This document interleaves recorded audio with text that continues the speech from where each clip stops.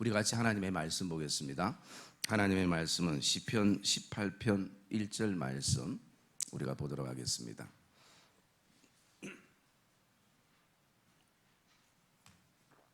시편 18편 1절 말씀입니다. 우리 같이 읽겠습니다. 나의 힘이신 여호와여, 내가 주를 사랑하나이다. 아멘.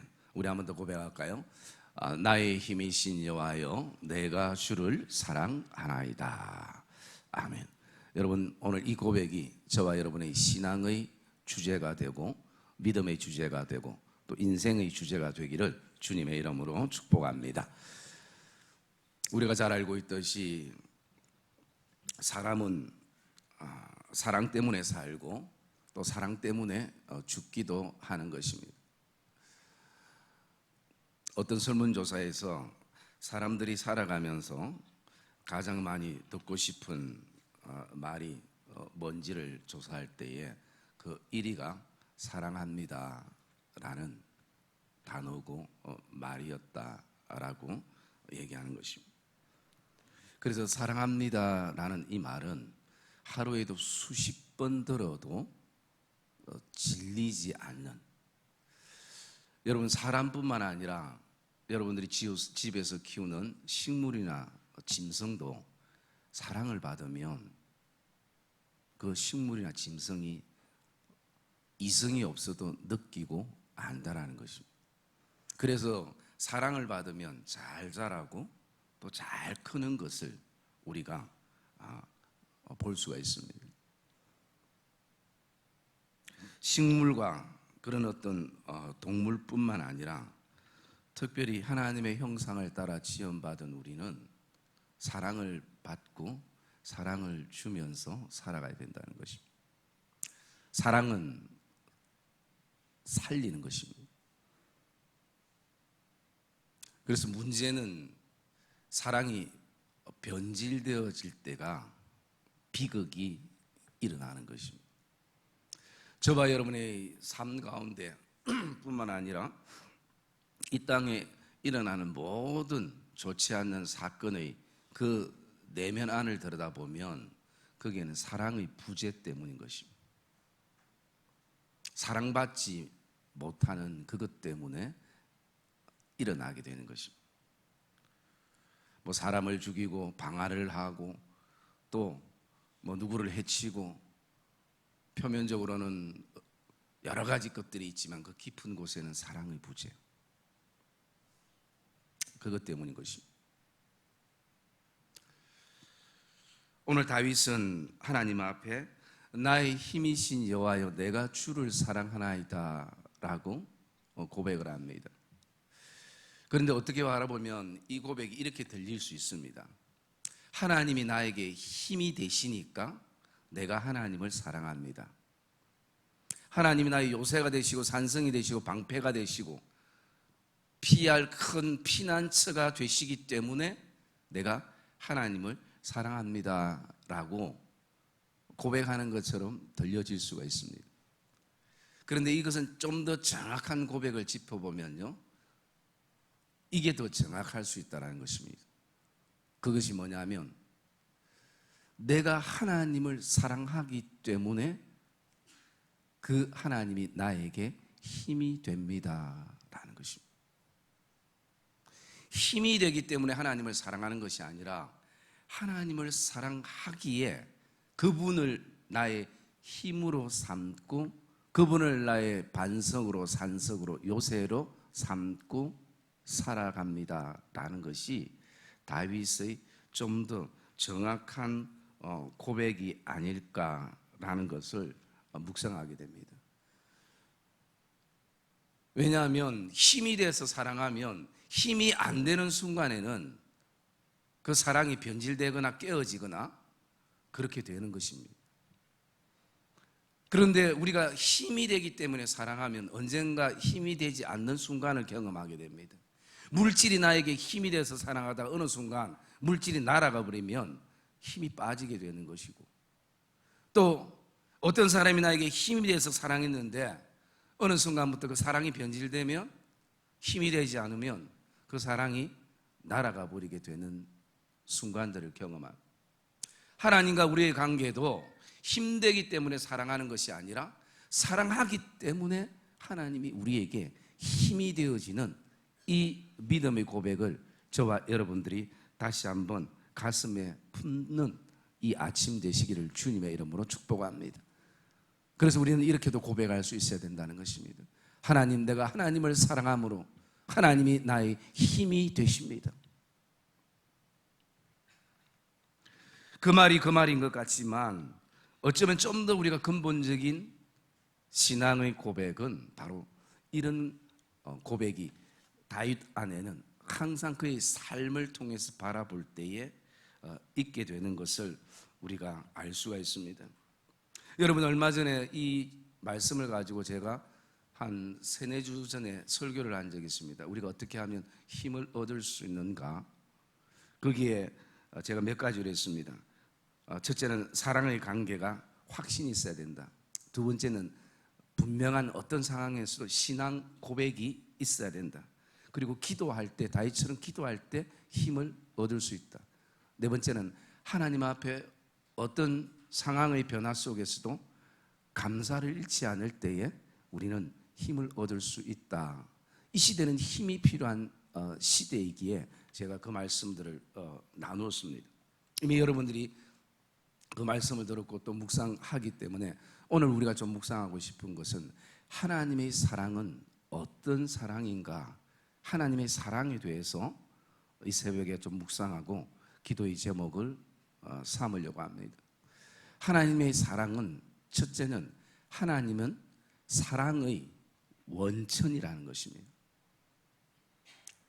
그래서 하나님께서 자신을 나타낼 때에 요한 1서를 통해서 하나님은 사랑이라, 우리가 하나님을 먼저 사랑한 것이 아니라 하나님이 우리를 사랑하셨다라는 것입니다.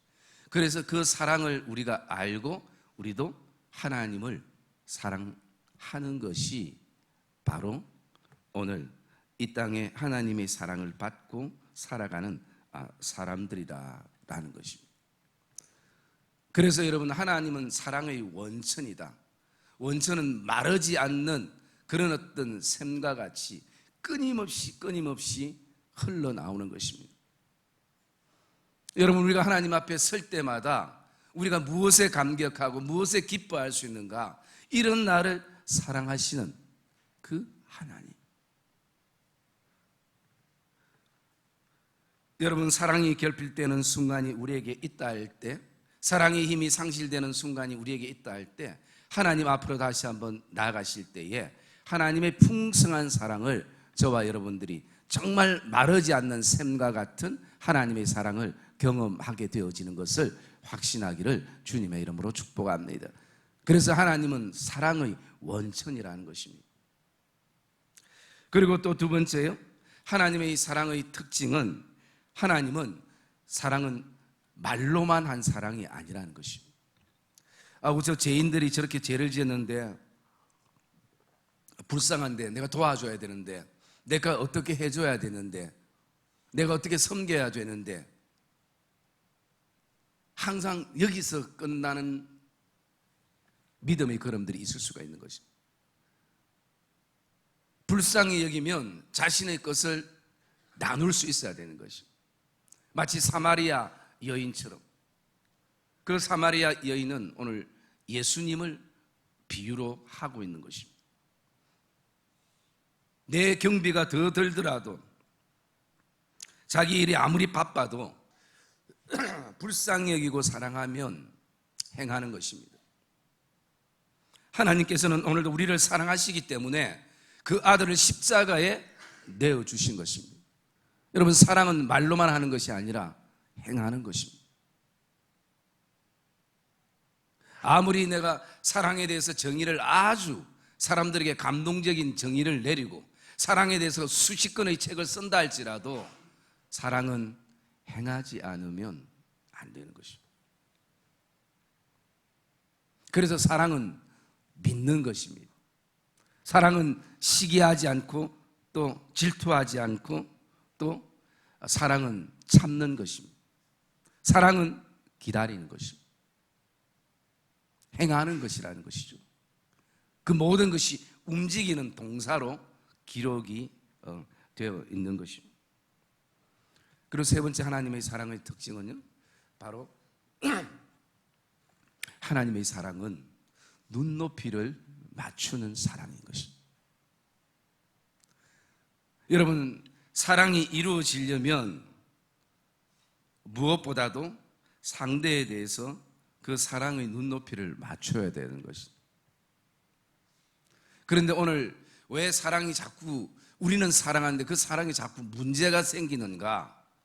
그것은 뭐냐면요, 자기 중심적인 사랑이기 때문인 것입니다.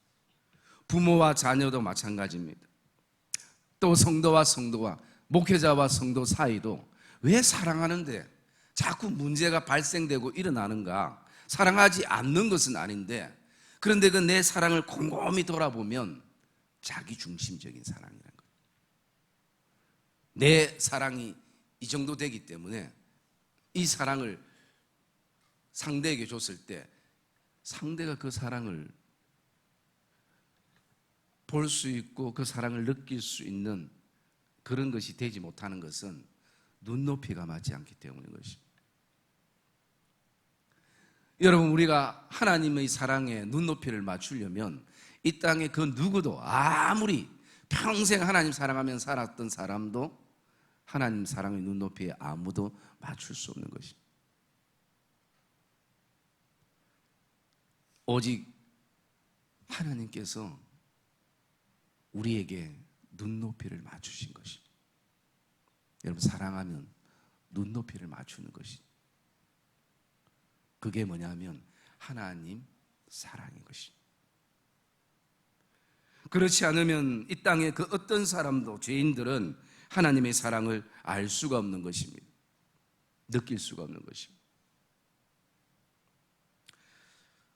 여러분, 오늘도 저와 여러분들 안에 참 사랑하는 관계 속에서 계속 일어나는 어떤 트러블이나 문제, 그 속에 우리가 깊이 한번 돌아봐야 될 것은 나 중심적인 내 사랑의 눈높이에 오늘도 그것을 깨트리지 않고, 나도 오늘 여전히 사랑한다라고 그렇게 표현하는 그 표현 안에 많은 문제들을 안고 있는 것입니다. 여러분, 저도 자녀를 키웁니다만 자녀와 함께 할 때는요, 제가 누구의 눈높이를 맞추겠습니까? 예은이의 눈높이를 맞춰야 대화가 되는 것이.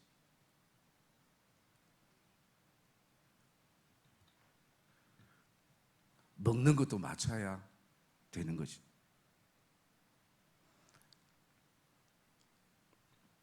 그 다음에 하나님의 사랑의 특징, 가장 중요한 하나가 있다면요, 그것은 하나님의 사랑은 변함이 없다라는 것입니다. 저와 여러분이 어떤 상태에 있어도 하나님의 사랑은 변함이 없다라는 것입니다. 여러분, 이것이 가슴 깊이 새겨지는 이 아침 되기를 주의 이름으로 축복합니다. 변함이 없는 사랑.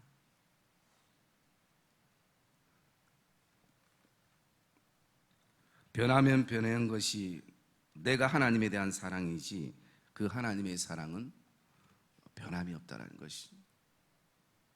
그것은 우리가 이스라엘 백성들의 역사를 통해서 너무나 잘 알 수 있는 것이.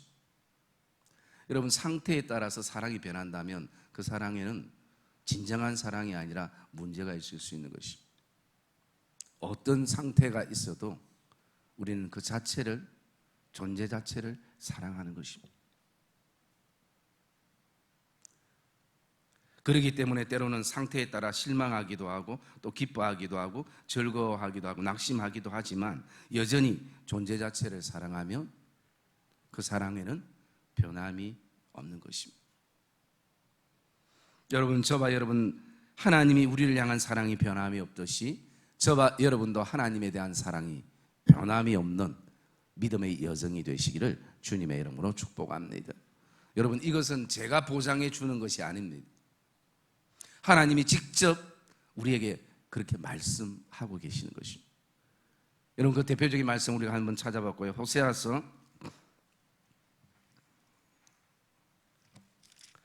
호세아서 3장 1절 말씀입니다.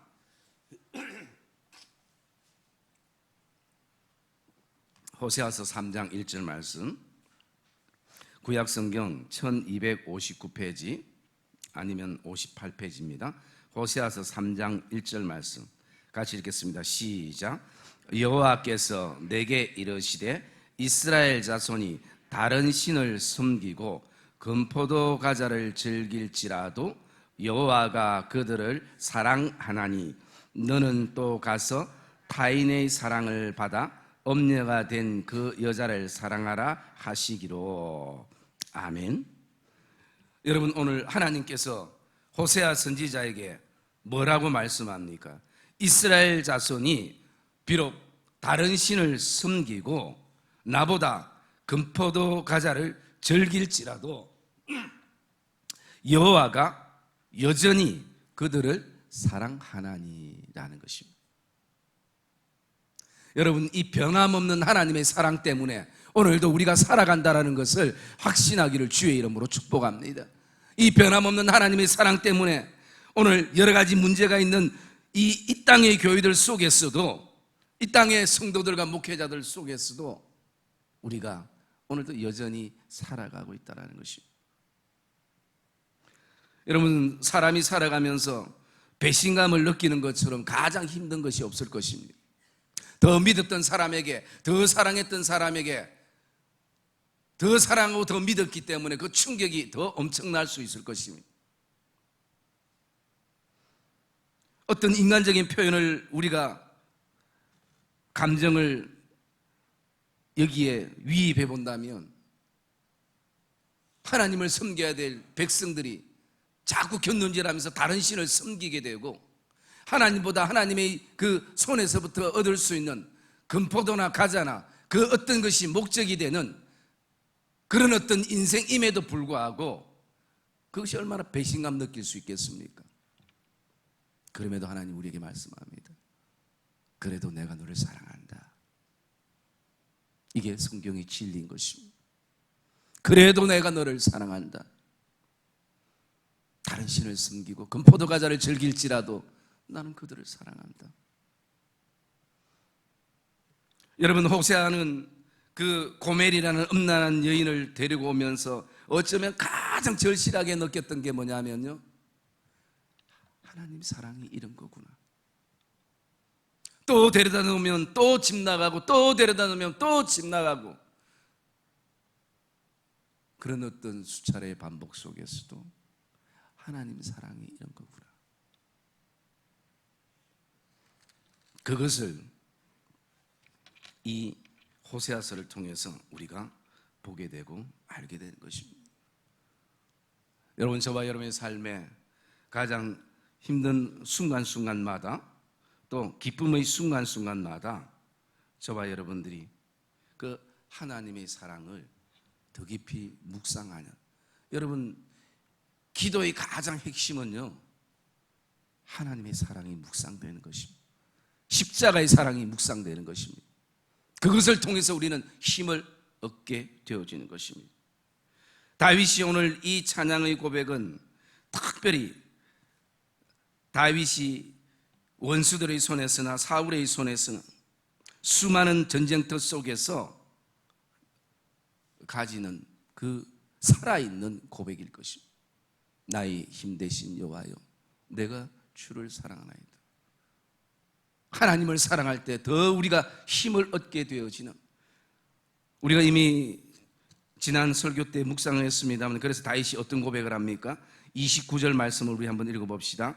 시편 18편 29절 말씀 같이 읽겠습니다. 시작.